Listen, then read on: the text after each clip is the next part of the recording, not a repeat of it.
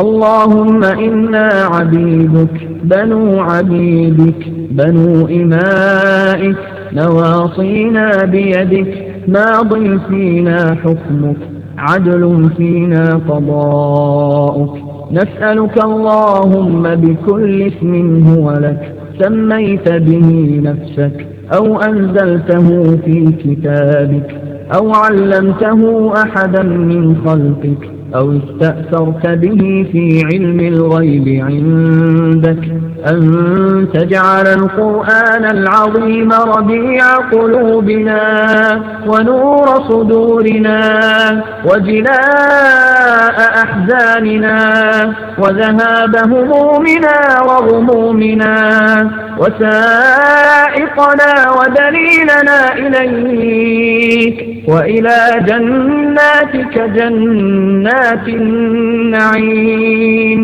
اللهم ألبسنا به الحلل وأسكننا به الظلل وادفع به عنا النقم وأسبغ علينا به النعم واجعلنا به عند الجزاء من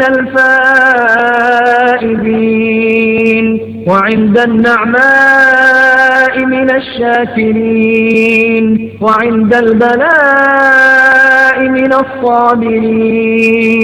ولا تجعلنا ممن استهوته الشياطين فشغلته بالدنيا عن الدين فأصبح من النادمين وفي الآخرة من الخاسرين.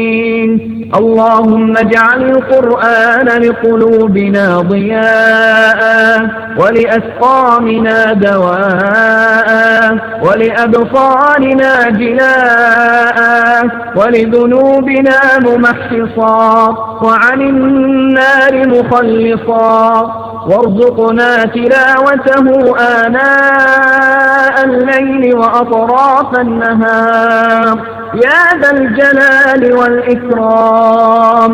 اللهم لا تدع لنا ذنبا إلا غفرته ولا هما إلا فرجته ولا دينا إلا قضيته ولا حاجة من حوائج الدنيا والآخرة هي لك رضا ولنا فيها صلاح إلا أعنتنا على قضائها ويسرتها برحمتك يا أرحم الراحمين.